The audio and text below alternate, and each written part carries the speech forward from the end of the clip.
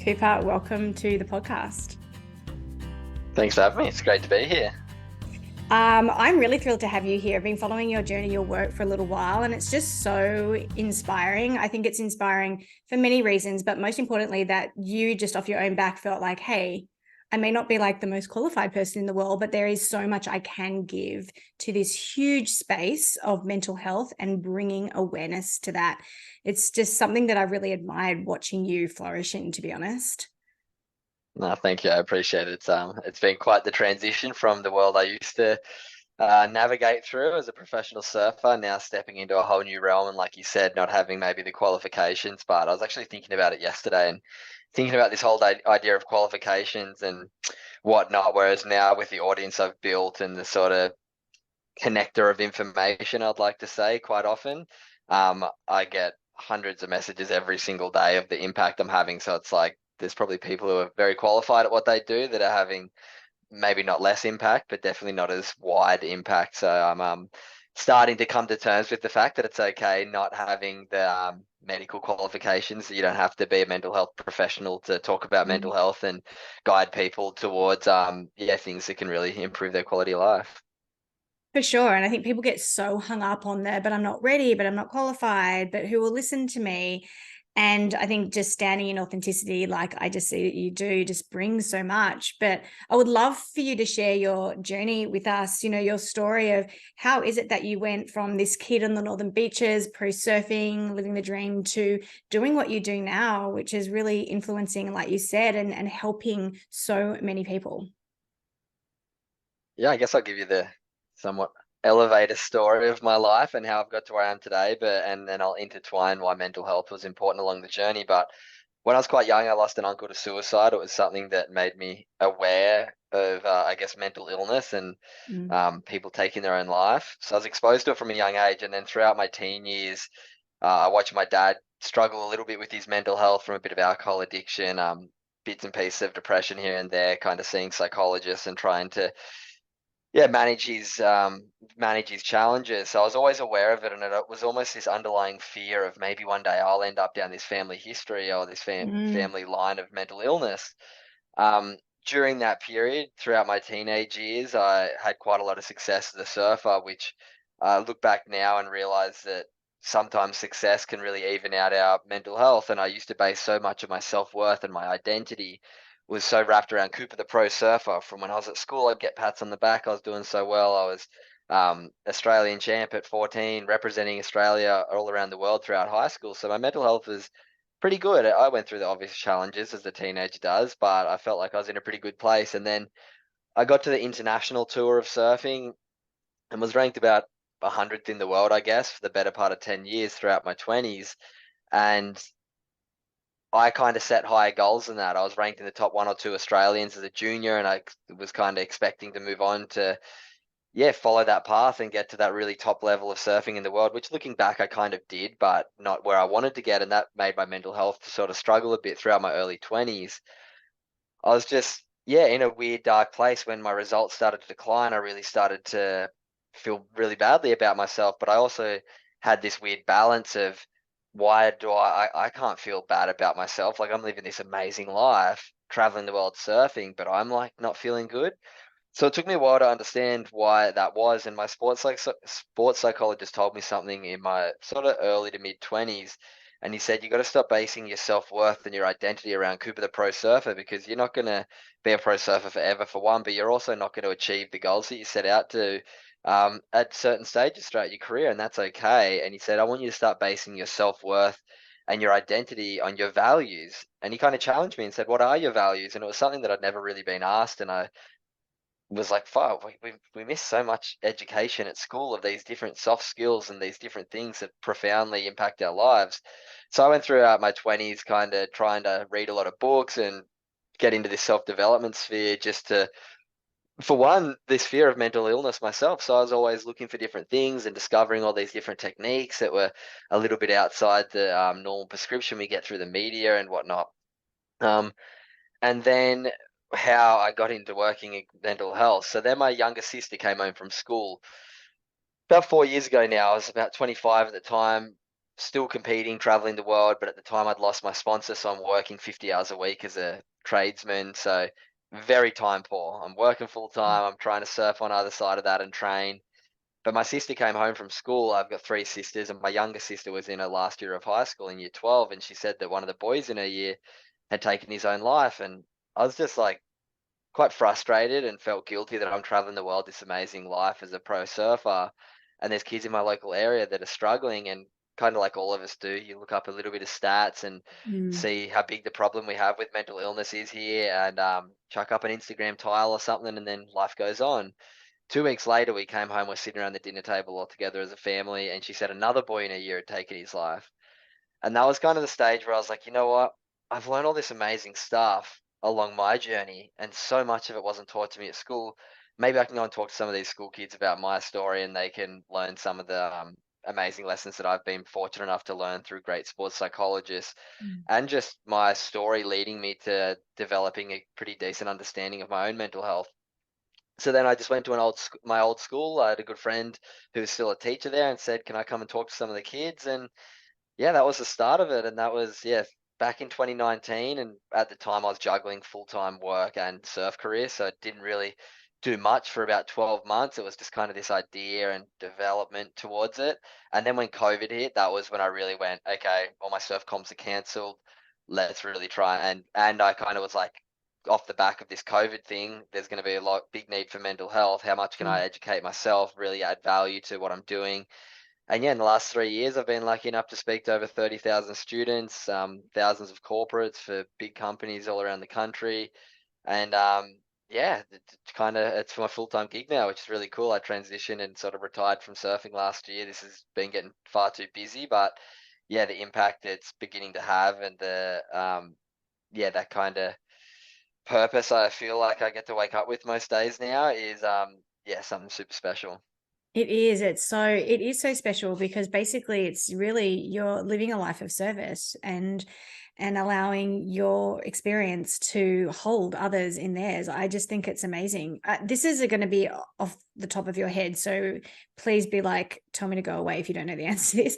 But what do you have any of statistics lately? Because when I was a teenager in the 90s, late 90s, very late 90s, you probably weren't even born, but what the only kind of conversation around especially youth suicide was around country kids, that it was something that predominantly was being shone a light on in the country, and not so much city kids, and I was a city kid. So what, what are the stats out there? Do you know any of them off the back of your head in terms of the ultimate impact that mental health is having? Oh, I mean, not amazingly off the top of my head, data's starting to come in now through the COVID stuff, and it's very hard Mm, to find what accurate data is. But the mm, main one that we really go off is the fact that 20% of people will be diagnosed with a mental yeah. illness, which is 1 in 5 people are going to be diagnosed with a mental illness, and then I think it's something like 40% throughout their life will have some sort of mental illness diagnosis. So the thing that I like to talk about, though, and this is where I come in a little bit different, and that's why I feel like I might not be qualified to help that 20%, but I really truly believe that mental health is something that every single one of us has. It's not just something that affects the 20% who really struggle with it. I believe all of us need to do some things for it. So my whole approach is trying to really educate and inspire the 80% plus the other 20% who really are struggling, and give them some hope that there is some things that we can do that's, yeah, generally outside that prescription of um, yeah, what we get through the media and through a lot of doctors. And nowadays, I feel like there's so many things that we're missing in our life, from getting enough sunlight, getting enough Mm. exercise, eating healthy foods, getting enough sleep. Like there's so many domains that we're missing that I think we need to, yeah, work on a bit more. So I'm kind of using that and using my understanding to spread that message. So just, just like we have conversations, around our physical health with family and friends, I think pretty easily, how is it that we can foster or even bring up the topic of mental health with the people that we are in close connection with without it being a confronting or scary topic? I think the thing that we all need to get better at, and this is something that I'm really working on, is listening without judgment and really having empathy and realizing I don't need to understand what someone's going through, but I can just sit here and listen. I can Mm, try and understand, and I can look at it through a bit of a different light. And that's something that I struggle with as well. We always want to fix someone, or someone gives us a problem and we can't fix it. And quite often people just need us to sit with them, to listen to what they need to say, to look into their eyes and actually listen. Don't just wait to talk. And so many of us are doing that, and I'm the sucker for it. So it's just things that I know that I'm working on, are a big help. So it's just having those conversations with the people around us when we see things that are a little bit off, and having that awareness. We're all so consumed in our own life, and we're getting so busy, and our attention's just getting zapped away from us everywhere, that when I feel like we're just not picking up around us what's really going on in our friend's life, and having those conversations that are a bit longer than a few minutes of what's going on, or what's going on in the footy, and just there's so mm. much shallow level stuff. It's about having those conversations with people, putting our phones away, like, how you really doing? And the ones that are a bit scary and we feel a bit embarrassed about, whether it be about our finances, whether it be about our relationships, when we don't talk to anyone about it, that's where it really festers. And I've been really working on that with my partner, is instead of building up resentment, having a conversation without judgment and trying to build on these things. And yeah, that's, I guess, a couple tips from me, is just to like, it comes back to us. We have to learn to like listen without judgment. So many of us are wired to do that. But yeah, I think just asking questions and giving space to listen without judgment is a really good start place. For sure, because I mean, we totally want to go into fix it mode because we love them or it makes us feel uncomfortable. So let's just fix it. And I'm on the other end of the spectrum. I talk to, in my other kind of life or role, I talk to parents a lot about their little ones starting school. And a lot of the big factor there that parents have a real trouble with is managing their children's emotions. And it's so hard just to say to parents, let them have them, just hold space for it. You don't have to fix it or Mm, gloss over it, because that's just our inclination to either, avoid our own discomfort or to make things better. Allowing mm. it just to be, it is really hard. Absolutely. Sometimes just sitting with something, like we don't always have to be healing. We don't always have to be improving. Mm, Sometimes we need to sit in it. Sometimes we need to actually reflect on why we're feeling this way, so we can make changes and make adjustments in the future when different situations come up. It's all about continuing to learn through life and continuing to reflect on how we're actually feeling. And yeah, there's so many areas that we can always be improving on, but it just takes that reflection and self-awareness. when you're out there speaking to thousands of people, and I love it that you're not just speaking to, kids that are working through so much, you're also speaking to big corp and people that are out there, trying to live through life and interest rates and all the things. Can you kind of reflect back to us, what generally are people, feeling like, or that you're seeing that people are kind of struggling with now? I think sometimes when you know that there are other people out there struggling with similar things, it can just not make you feel so alone. Have you noticed any kind of particular themes at the moment? I mean, to be honest, I don't work directly one on one with anyone for this exact reason, that I Mm, try to avoid, because I'm not a healthcare professional, I try to avoid really taking too much on from people. But I have these different communities where I do see different things that people are struggling with. And a lot of it is stuff that's out of our control, which is really sad, with interest yeah, rates rising, with the rise of the cost of living, with just the segregation we're seeing in community from stuff between like COVID and vaccines and yeah. government. And it just feels like we're getting a wedge driven between us. And I think it just needs to come back to community. We need to support each other and support each other through our differences.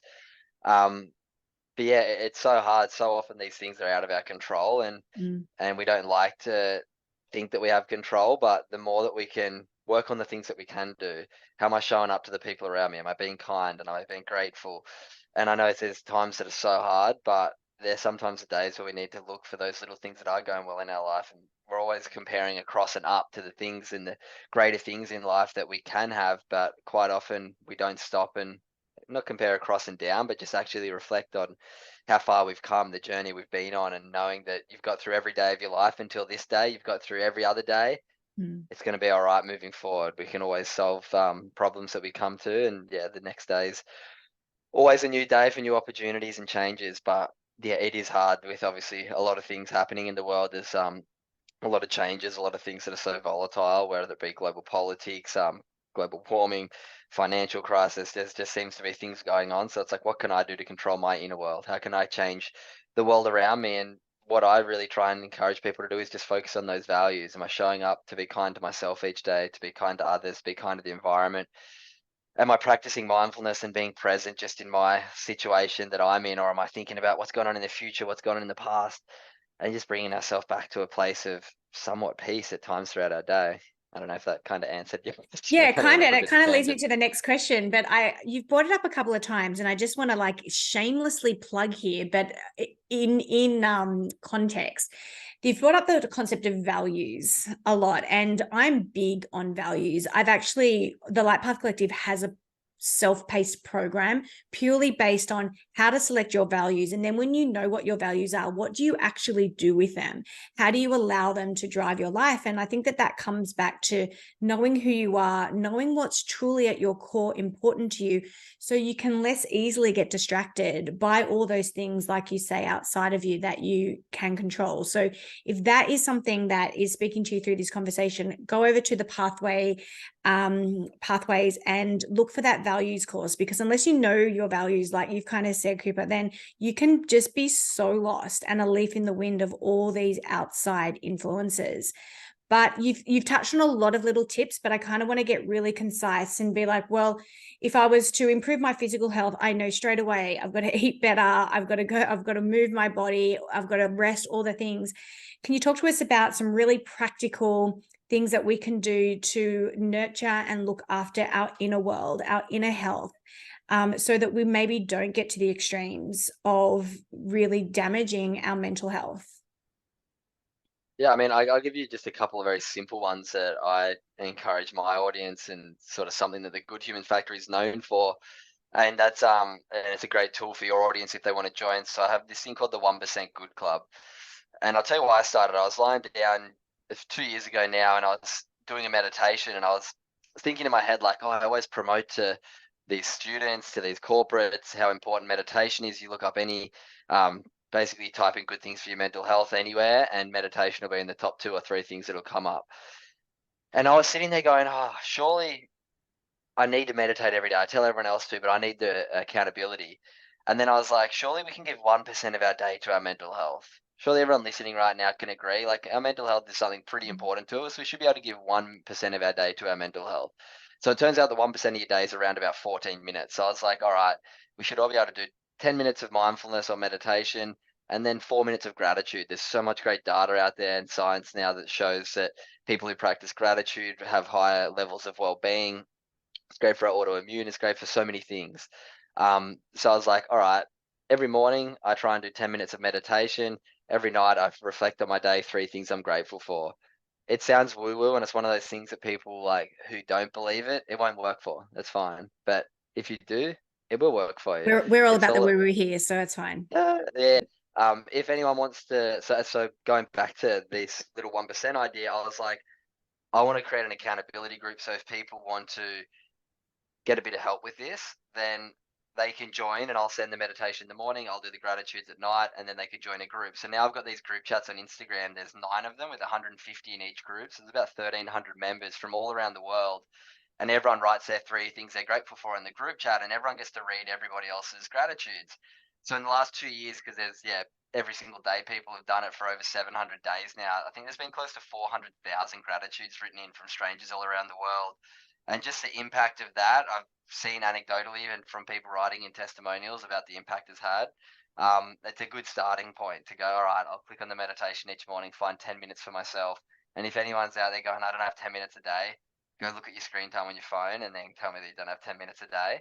Um, and then at night, you're going to be on your phone anyway. Most of us, you probably go on Instagram for a few minutes. A notification pops up with 3 things I'm grateful for, and then 100 other people, and you write your 3, and it's just, yeah, it's a positive little start. So they're 2 simple values like mindfulness, meditation, and gratitude that we can all add pretty easily, and a resource and a tool that you can all use. It's completely free as well. If you wanted to join those group chats, you can just send at the Good Human Factory a DM on Instagram saying, I want to join the club, and I'll add you in. So that's a pretty easy one. And then I'll give you one more that can like help, that sometimes we all need this reminder. It's just kindness. Kindness is something that we all Mm. know. It's good and it feels good, but there's so much great data and science that shows that people who are more kind and practice more kindness rate higher on well-being scales. And there was a time where I learned this for the I kind of got exposed to this. I was in Japan and I was there for a surf comp, and me and a few of my friends all lost in the first round, and were all pretty disappointed in the result. And well, like, what are we going to do to make ourselves feel better? And one of the boys was like, oh, let's get the train to Tokyo. We'll go buy some stuff. We'll go on a bit of a shopping day. That'll make us feel better. So we're like, sweet. We did that, feeling a bit better. And then that night we came home and we're having dinner at a sushi restaurant. The guy sitting making our sushi was having a bit of a chat to us while he was cooking. And he said, how's your day? And I was like, oh, we lost in the surf com. We're pretty disappointed. But then we went to Tokyo and we bought some stuff and we had a bit of a better day. And he said something that stuck with me forever. He goes, oh, you guys have got it all wrong. I said, what do you mean? He said, you guys say when you're having a bad day in the Western societies, go and buy yourself something. That'll make you feel good. And then he was like, what we say here in my family and in my culture is when you're having a bad day, go and do something nice for somebody else. That'll actually make you feel good. And we're fighting the biggest uphill battle in society nowadays. We're getting marketed thousands of times a day. We've never been bombarded with this sort of psychology that tells you you need this to be happy. You need to buy this product to be happy. You need to consume this to be happy. It's all wrong. Once we start to take that control back and start questioning and living to our values and going, oh, wait, I can be happy and feel good about myself by practicing kindness, mindfulness, gratitude. And all the data shows this too, but there's just no one trying to force it down our face with marketing all day, every day, because no one's profiting off it. So take back your power, practice those easy values. And yeah, there's hopefully a few little tips that people can take away. Oh my God, I love both of those things. So amazing. And you just touched on it, but before you go, can you just quickly let us know what the Good Human Factory is all about, and then also where we can find and connect with you? Yeah, absolutely. So the Good Human Factory, as you've kind of learnt throughout my story, is what I do now full time. So the whole reason behind the Good Human Factory now is just connecting curious minds with simple mental health strategies. And we do that in various ways. I run workshops with schools and corporates. You can find all that on the website, thegoodhumanfactory.com. Also, I have a podcast called Good Humans with Cooper Chapman, which, yeah, it's been a big platform for me to share stories with incredible people, learn from them, and connect my audience with different skills that they've learned along their journey. So you can find that on all podcast platforms. What else? I do merchandise with the Good Human Factory, trying to spread positive messages. Just to have items that create conversations that are positive and not always about the having to open up and speak about mental health. I wanted to come from the really positive angle and give people those little soft messages that can brighten up our day. And then, yeah, the community, the 1% community, that's another beautiful place over on Instagram if you want to learn more about what we do there. Yeah, you can find that on our Instagram page. But yeah, it's been fun building it. I do everything completely myself as well. So, like, I host my podcast, I edit my podcast, I get all the merch obviously printed, but I designed it all. I do all the packing, do all the sending out, and yeah, do all the workshops and stuff myself. So yeah, if you go check out anything, it's all been done by me. So appreciate the support wherever anyone can yeah, support. But you are an absolute powerhouse. All those links will be in the show notes. So go follow him, support him, because what you're doing is, yeah, of course, it's really important. But the fact that you're so young and you're out there and you're building something that means so much to people, I'm just in complete awe of you. And I love watching your journey and following along. So thank you for sharing you with everything that you do and creating this space. And really, I just can't encourage you guys enough. Go and follow this work and support this work, because ultimately it really will affect and help all of us, sometimes more intensely than others.